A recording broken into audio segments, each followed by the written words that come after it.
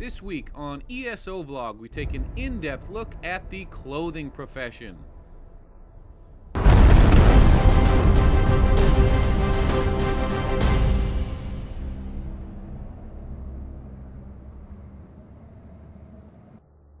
Okay, before we get started, this guide is broken down into two parts. The video you are watching right now is a comprehensive tutorial designed for those who have very little experience with any Elder Scrolls crafting system. If you are a more experienced ESO crafter, or after having watched this video, in the bottom right hand corner is the link to part 2, the more advanced tutorial.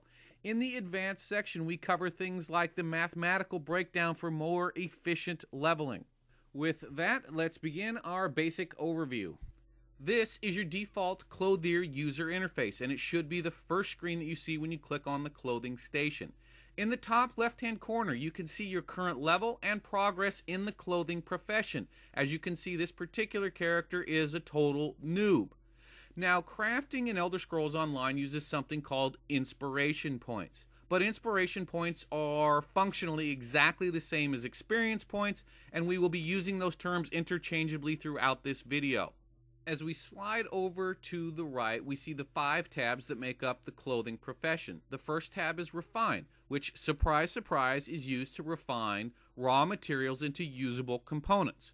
The next tab over is the Creation tab. This is where you will navigate the various selectors to put together the particular item you wish to create. Moving on to the Deconstruction tab. This is where you will break down already crafted items into their core components so that you can repurpose those raw materials. Sliding over, we reach the Improvement tab. This is where you will increase an item's overall quality and effectiveness. And finally, we get to Research. Research is the process where you learn how to apply magical properties to items you find or create in the game. So now that we've reviewed all of the tabs, let's get started. Well, crafting always starts with either refining raw materials into usable core components or deconstructing existing items back into those usable core components. Let's start with refining. Now, I want you to pay attention to my experience bar up here in the top left. Currently, I have 552 experience. I deconstructed an item off camera. Now, I'm about to refine raw materials, rawhide scraps. As I go ahead and refine this, I want you to pay attention to my experience bar. I just refined raw scraps. I gained no experience. You do not gain experience by refining raw materials. However, now let's go break down an existing item. I am going to break down these pair of pants, and again, watch my experience bar. You notice my experience bar moved. I actually dinged a level. There are only 2 ways to increase your skill level in Clothier. That is deconstructing the existing items which we just showed, or creating new ones. Now, in our advanced video, we will go over the most efficient way to do that. Even though I've refined some rawhide and broken down a few items, I just don't have that many core components to start the crafting process. So I'm going to continue to break down items and gain some experience until I have enough of the items necessary to create new items. But we ran into a problem. These boots have a magical trait on them. If we look at these boots, their trait is called Infused, which increases armor enchantment effects by 11%. Now, the player in question is going to be applying the most beneficial enchants to his character, so this particular trait is probably going to be useful to just about everybody in game. This is a valuable trait, and I need to learn it. So instead of destroying these boots, I'm going to go move over to our Research tab. You will recall from earlier that researching an item allows us to then reapply that magical trait to other items we find throughout the game or that we create. However, now that we are starting the research process, there are some things you need to know because research comes along with a few catches. The first catch is that the item you research and your ability to reapply that trait is slot specific. You recall that the item from my inventory was a pair of boots. When I research this item, I will then only be able to reapply this trait to other pairs of boots. I can't put it on a chest piece. I can't put it on a pair of gloves. The second catch is that unlike some of the other professions, the materials involved do affect research. As you can see from my selector here, the game differentiates between light armor cloth boots and medium armor leather boots. Because the item I'm about to research is light armor, I will only be able to apply this trait to light armor items until I find a pair of medium armor boots that I can then research. So now that we know what we're getting into, let's go ahead and research the infused trait on those light boots. Now I want you to pay attention to a few items that pop up here. Researching an item will destroy it, meaning you will lose that item forever and you will not receive the core component parts. This process will also take 6 hours.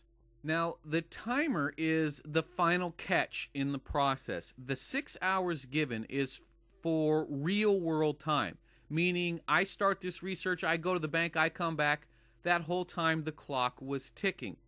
However, there is an in-game bottleneck here. The next trait I want to research on the same slot item will double the clock to 12 hours, then 24, 48, etc. If you could research all 8 traits on the same slot, the final clock would be 32 days. That can be manipulated, more on that in the advanced video. Now, I want to make very clear, this is slot specific, not trait specific. The trait I'm researching is infused.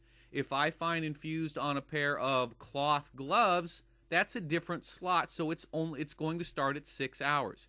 If I find that trait on a pair of leather boots, again, they are differentiated, so 6 hours. But if I find any one of these other traits on a pair of cloth boots after I've researched infused, when I go to research that trait, it is going to double the amount of time taken. Because the game is designed with crafters to be extremely important, and it is also designed to have this bottleneck, you want to keep your research clocks ticking for individual crafting professions as often as possible. If you find an item with a trait and you aren't currently researching something, even if you don't think that trait is important for your character, it might be for a guildmate's, and I promise you, you are going to have to look for help to get the traits and items you want on the specific slot that you need. So keep those research clocks ticking on every one of the hard crafting professions. Okay, so let's go ahead now, destroy these boots, and start the research. As you can see, my clock has now moved over here on my research bar. Until this particular timer is done, I will not be able to research another trait. So we've deconstructed our already existing items for core components, we've refined our raw materials, and we've got our research clock ticking. It sounds like it's time to go ahead and start crafting. Now that we know that we're going to craft an item, we obviously need to decide what it is we're going to make. Well, we've got a pair of boots. We're researching a trait for a pair of boots, and we might be able to sell them with that trait on it. So let's go ahead and make ourselves a pair of cloth boots that we can add that trait to later. Now, we have our various selectors here. This is the item that you wish to make. This is the material that you wish to make it out of.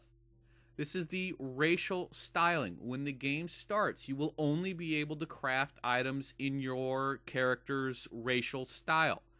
However, to learn new styles, you simply need to find books throughout Tamriel. These books are tradable, so you can pass them off to every single character, have them read it, then trade it. So that information is going to get around rather quickly, but for now, I can only make it in the orcish style. You also have to have a racial style stone. These can be bought from vendors who are almost always standing next to your crafting table. And then finally, these are the traits. Well, I've just started researching my first trait, so I don't have anything that I can put on these boots yet. Once I do, there will be a selector here, and I will need a trait stone, much along the lines of the racial stone. As the game goes along, you will get more and more options throughout these selectors. Now that we've got our boots all set up, I want you to pay attention to two individual items. The item level right here in the center of your screen, and the cloth selector right here. Now what you can do is, to increase the item level and its overall effectiveness, you can actually add components, add materials to slowly increase the item level. You notice it went from level 1 all the way up to level 14. However, my item cost went from 5 pieces of cloth all the way to 11, and I can go back down again. Now, experience gained when crafting an item is based on item level, and this can be manipulated for efficiency purposes. More on that in the advanced video. So let's go ahead. We've got our boots selected, we've got the amount of cloth that we want to use, we've got our racial stones. How much experience do I have? It looks like I have 572 into level 3. So let's go ahead and create this item. Boom. Now this was a level 1 item. I don't anticipate it gives me 631. So what was I at? 572. So that was about 60 XP I got there. Let's knock this up all the way up to level 14. By the way, you notice the level 14 is in red. This character is, I believe, level 11 or 12. If you are going to create a level 14 item, just because you can create it does not mean that you can wear it. You still have to meet the minimum level requirements. So now this is going to be a level 14 item. It's going to use, oh, you know what, I can't actually make it because I don't have enough cloth left. But you get the process there. You simply increase the effectiveness of the item by adding materials, and we can manipulate this for efficient leveling. Like I said, more of that in the advanced video. Well, since I've made my boots and I don't have enough cloth to make the next set of boots I wanted to make, why don't we go about over to our improvement tab and make these boots as shiny as possible. Here are the boots that I just made, good old level 1 cloth boots. Now you notice when I clicked on the white boots and put them in the improvement panel, I got a couple of pop-ups. The pop-up at the top is what the boots currently are. They are of white level quality, their name is in white, their armor is 19, their value is 3, and they have no trait. If I improve them through the improvement tannins, you'll notice the name will then become in green because they will be quality level green. The armor has risen, the value has risen, but you notice the item level remains the same. Again, we can manipulate this process more in the advanced video. Okay, so now that we've got that, how does the improvement process work? Well, here is the improvement panel down here. Here is the item, and here is the improvement tannin. For going from white to green, you use hemming, and here is the scale all the way over on the right. You go from white to green, green to blue, blue to purple, and purple to orange, which is legendary. You can do this process on any item you craft or find in the game. If the item is tradable before you improve it, it will be tradable after as well. It will just be worth a lot more money. There is a catch. These improvement tannins are somewhat hard to come by. This is again an intentional bottleneck. Well, where do you get them from? You remember earlier we were deconstructing items to get reusable raw materials. That is where I've gotten these from. You can also find them in the world. As far as I know, they are not sold by any vendor, at least that I've ever seen. Now that leads you to an interesting decision. If you look at the bottom of your screen, your chance for success is 20%. But I've only added one improvement tannin. If I add another, it increases by 20%. I can go all the way to guarantee success. The problem is that consumes a lot of a resource that I can't necessarily get in abundance. Also, as you go through the various quality levels, your chance for success per improvement tannin that you add decreases from 20 to lower numbers. And those improvement tannins become harder and harder to get. So you're definitely going to have to play a risk-reward game. So I am going to put this selector at 60%. And let's see if I come up winner or come up craps. If I fail, by the way, the item is destroyed and it's gone. Okay, so I failed on my improvement. I lost my tannins and I lost the item. So it probably would have been smarter for me just to throw a few more resources at that to guarantee success if I had those resources available. Okay, so my boots are gone. What do? Well, I still have one other item I want to take a look at. Here is a green quality robe. Again, now we see the pop-up. Now I want you to pay of particular attention to the pop-ups again. As you notice, the armor increases, the value increases, the item level stays the same. That's all new. But look at its magical trait. The effectiveness of its magical trait increases Mundus Stone effects by 5%, goes up to 6%, and that will continue to increase as we go through the various quality levels. However, because this item is already at green and going to blue, I need a different improvement tannin. This one is called embroidery. I do not have any of these items available, so I could not improve this vest if I want to, but what is important to note is you've seen the process and you see all of the various, that it affects every item except for the actual item level.